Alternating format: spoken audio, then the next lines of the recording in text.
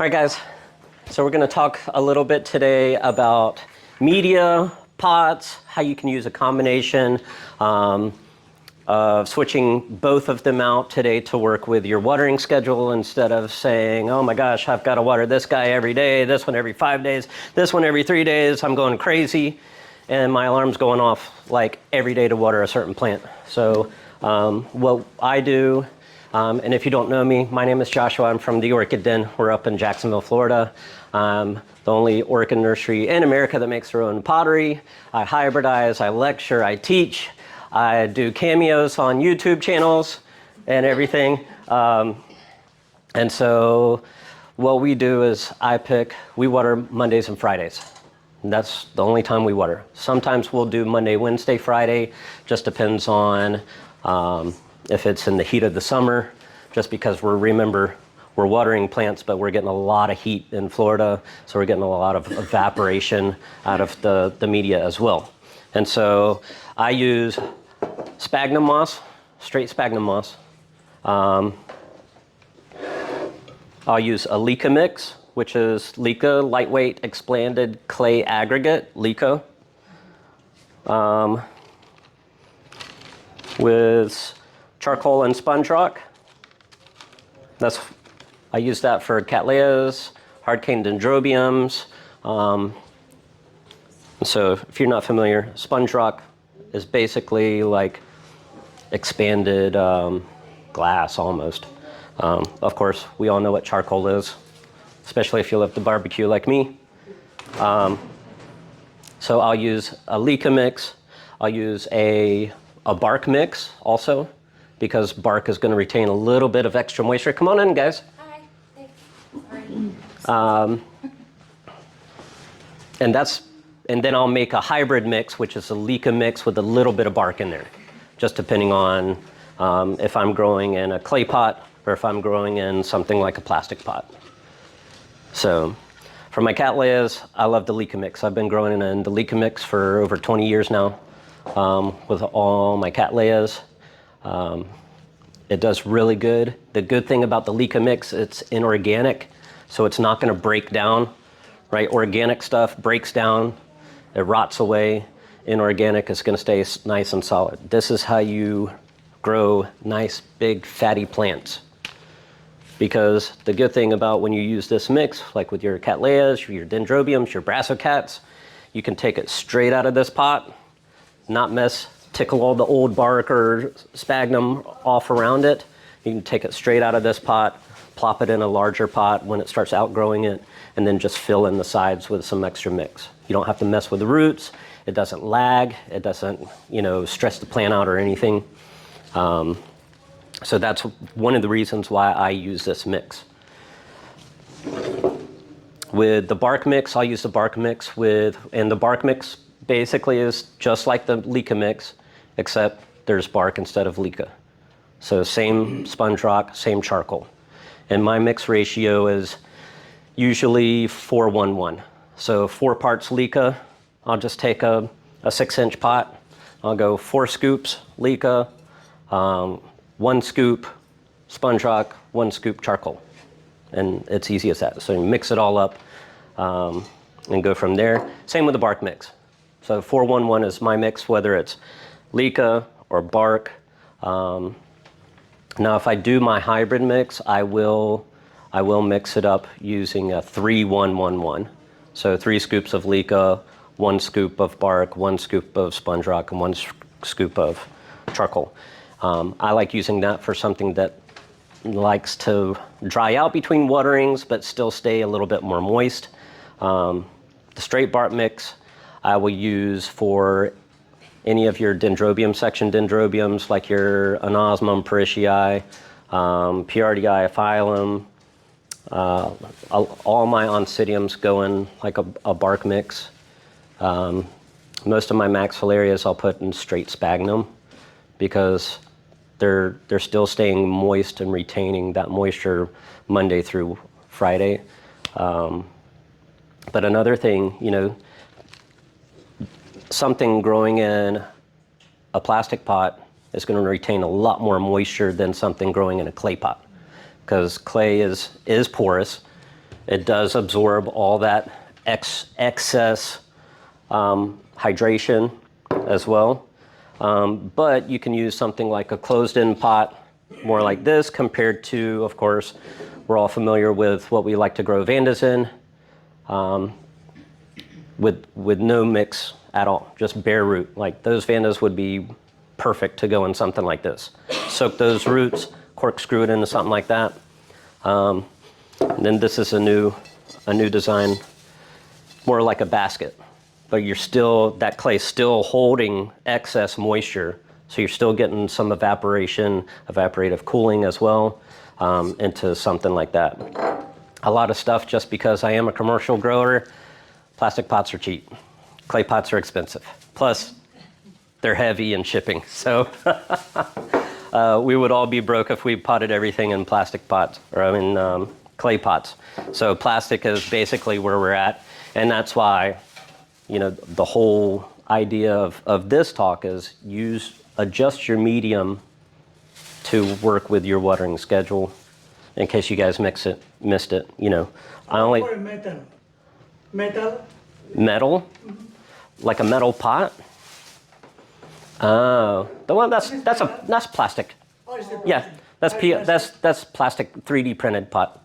So this is okay too? Oh yeah, yeah. The only thing, just remember PLA is great. We can make some really cool stuff with it, but we heat it up in order to get it to 3D print. So it is sensitive to heat and full and bright light. So just remember, you know, something clay, it's going to last you a lifetime. You can re-sanitize this. It's never going to break down. It might break, but we're still finding clay pieces from, you know, the Roman dynasty and Egyptian dynasty even. Whereas in the PLA, it's going to eventually break down because it is a biodegradable material. Thank you. Yep.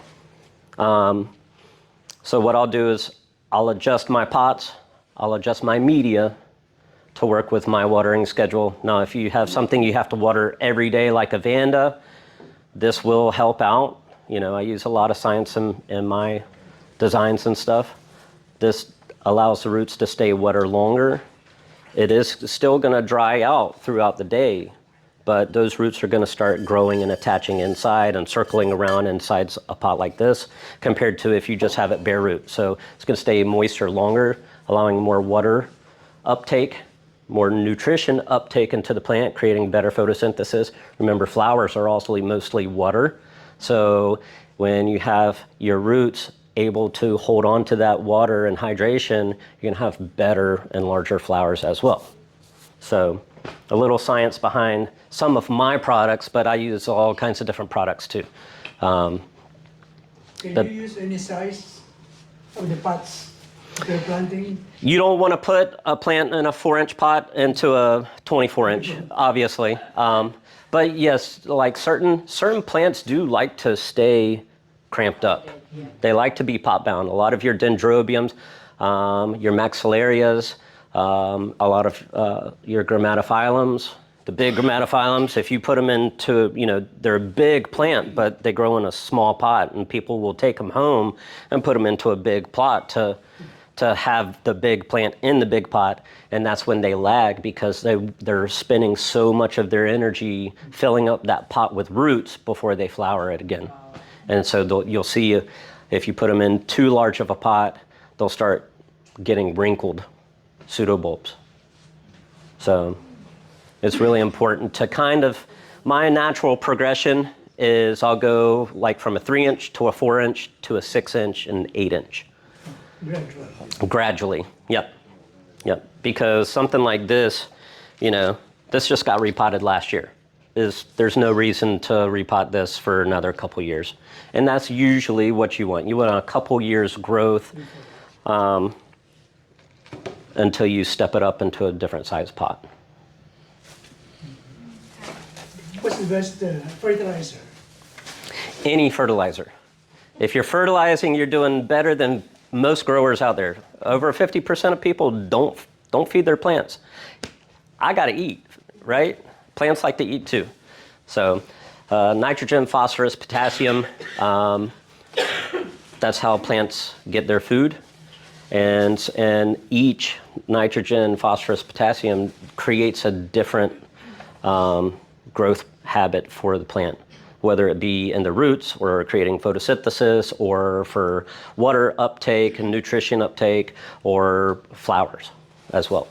So food is really important. Any kind of, the rule of thumb is any kind of balanced fertilizer, Jack Peters, Miracle Grow, anything water soluble. I mean, it's even great now because we have the time release fertilizers, and you can take a teaspoon.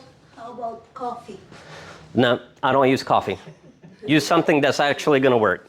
We have all these great chemists that have generated all these great fertilizers for us. Coffee's not gonna. It might deter some bugs, but it's not a proven method, and you're only giving a slight amount of one nutrient instead of all the nutrition the plant needs. So, rice. I've heard rice water, banana peels, and this and that. Yeah, use something that's going to feed the plant a proper nutrition, right? So, I wouldn't like to eat rice water every day. I need a little bit. We need more carbohydrates, so we need proper nutrition. So because when you have a plant that's lacking certain elements, then they're not going to be as insect resistant, as fungal resistant compared to something that's malnourished, right?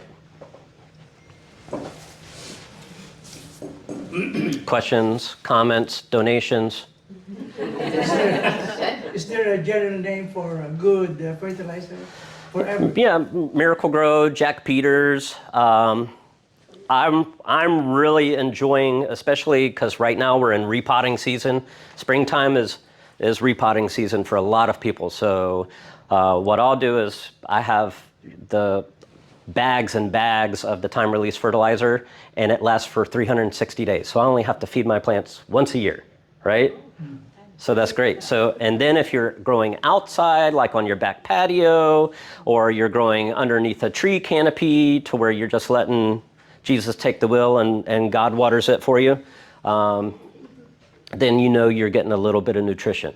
Or if you don't have a water hose, or you don't want to mix up 5 gallons of plant juice to feed your plants and stuff like that. Because I mean, even me personally, we're a small boutique greenhouse, and we have a small 10 by 20 and a small 10 by 20 and all over our different parts of our property and stuff. And so when you put something like time release, then you're getting just a little bit of food every time you water.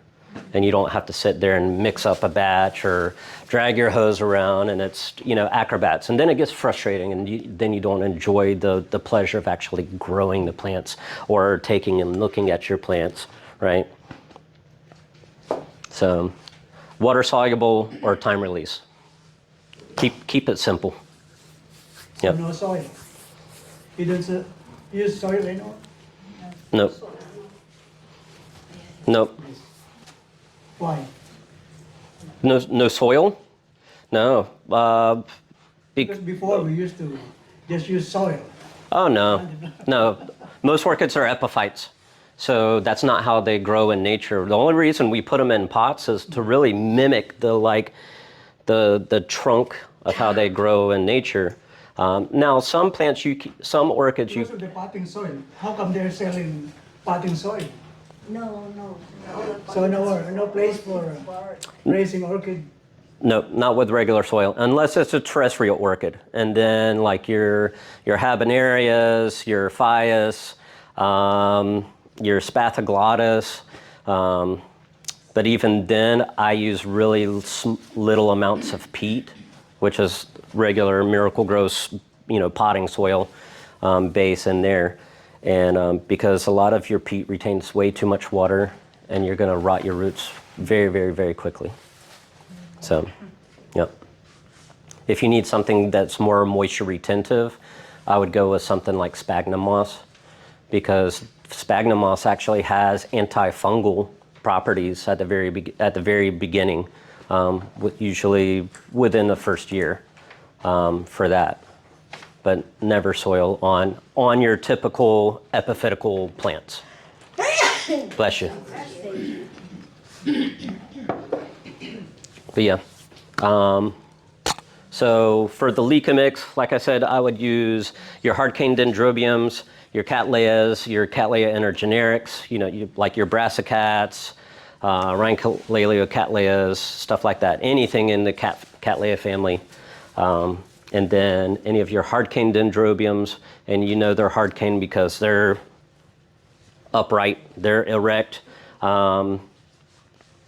With the bark mix, I will use oncidiums. There's lots of other genera that you can tweak it. If you only water once a week, you can use mainly bark and sphagnum. If you water 3 times a week, you might use a lot more of the leca mix. And so that's where culture, light, temperature, and water really comes into play a major factor when you're choosing your watering schedule. And you say, hey, well, I have a lot of oncidiums, or I predominantly grow phalaenopsis. And so then you can kind of weave in and out of, okay, well, maybe I'll just plant something in the leca mix or a hybrid mix and a bark mix and see which does better for my watering schedule and my geographical location for culture as well. Because what works for me in Jacksonville might not work for you guys down here. It'll work, but there'll be minor fluctuations as well. So, any other questions? Insects, what are your for insects? Systemic. I'm a big advocate for using stuff that works.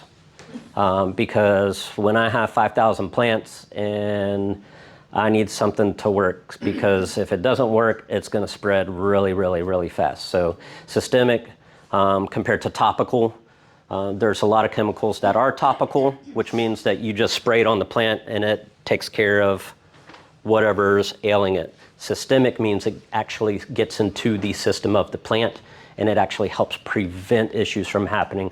I always compare that systemic to like getting a flu shot. It's going to prevent you from getting flu. It's not going to be a no-nonsense factor of you will not get the flu, right? So, whereas in topical is like taking Tylenol after you have the symptoms, right? So systemic. So for insects, you can use orthine. It's really smelly. It stinks. I learned this from a great grower, Bill Toms, years ago. Go get some palm olive from the dollar store, put a couple drops. It's a surfactant, so it's going to help stick to the plant anyways, or also cover the bugs and almost suffocate them while they're being killed by the chemical. And palm olive kind of cuts down on that smell as well. It's just something about, it's just the different oils in palm olive compared to like Dawn dish soap or something. But I always use a surfactant in any of my sprays. And so orthine, some big major hitters are Safari, but I mainly use Safari for everything. Once a month. If you're just getting into it, get some orthine. You can buy it from Carlos and Chris out here at Ophi. It's a great systemic. One little can of it's going to last you at least a couple years because it's 1 teaspoon per gallon. It's water soluble.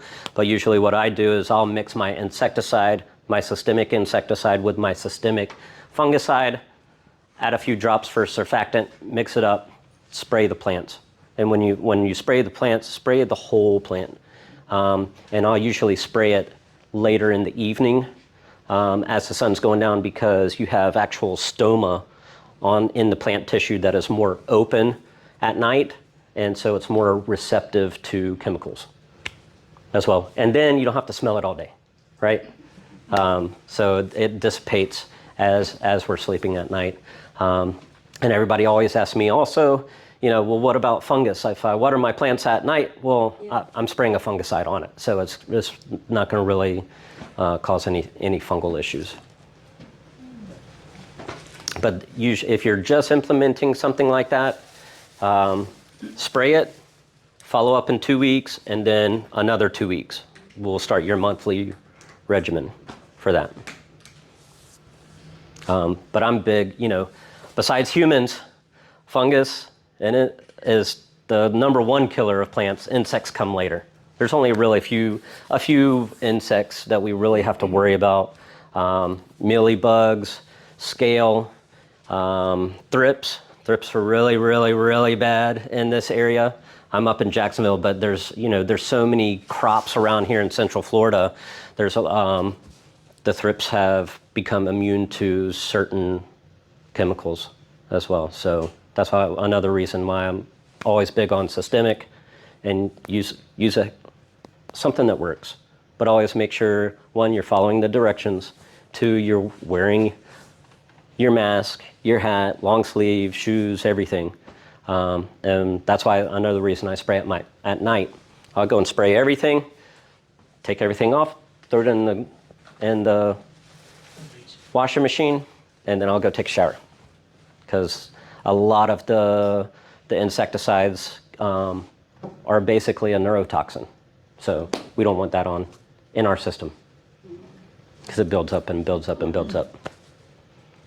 And we have a video of Josh greenhouse and collection in our YouTube channel, so you're Yep. welcome to check it out. He Yep. talks about everything. Most of our videos, when you are in a show, we have you in videos. Yeah. He's great. And we've got more videos to come because we're expanding. So we're getting ready to build about 3,600 square feet of greenhouse. So we're growing. Figuratively, literally. My belly's growing a little bit too, but that's okay. We won't talk about that. Any more questions? When do you use the different soil in different orchids? Yes. Like Cattleya? Yes, and that's what I was talking about earlier. For Cattleyas, I'll use like the Leca mix. You can grow in bark, but it just works for me better to have, because Cattleyas like to dry out between waterings. Now, if you grow a Cattleya in something like this, yeah, definitely bark, because it's so open and airy, it's going to dry out really fast. You know, but I have friends that grow Cattleyas in straight sphagnum moss too, but they're only watering like once a week. Yes. Do you spray the buds and the flowers too with insecticide? Or I spray everything. Yep. Because a lot of times, especially like with thrips, the thrips are actually, while they're in bud, they'll weasel their way in there, and next thing you know, your flowers open and you're like, what happened? So I spray everything. And those systemics won't hurt the flowers or the buds as they're growing? No. I haven't had too many issues. Now, once your flowers open, yeah, but if it's in bud stage, it's usually like closed off. But I can always flower it again. I want a healthy plant over a flower, unless I'm taking it for judging. Then I might hide it and baby it in the inside corner of my house. You know. Yes, ma'am. Is that only for ones that are in your greenhouse? Do you use systemic on the ones outside because of the pollinators, the bees and stuff? I don't get too many bees in the greenhouse. So do you just use that in the greenhouse, or do you also use it? I'll use it anywhere. I'll use it anywhere. I mean, a lot of your bees aren't coming to the flowers. You know, you get more gnats, more flies, wasps. You do have, you know, some honeybees that will come around.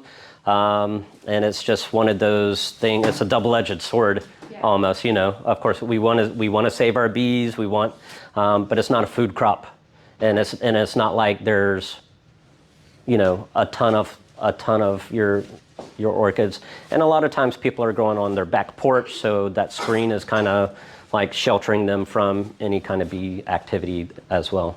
But yeah, I mean, I agree. We want to save our honeybees. I wasn't sure if you did it for both, if you did it for outside, but you just do it. I do it for all my orchids because when I spray, I'm spraying fungicide and insecticide together. So it's not like, oh, I want to, these are outside. You know, it's my livelihood. Great. Yeah. Anything else? Yes, ma'am. I have a question. I've noticed black spots on my dendrobium, on the leaves. Okay. Would that be considered a fungus?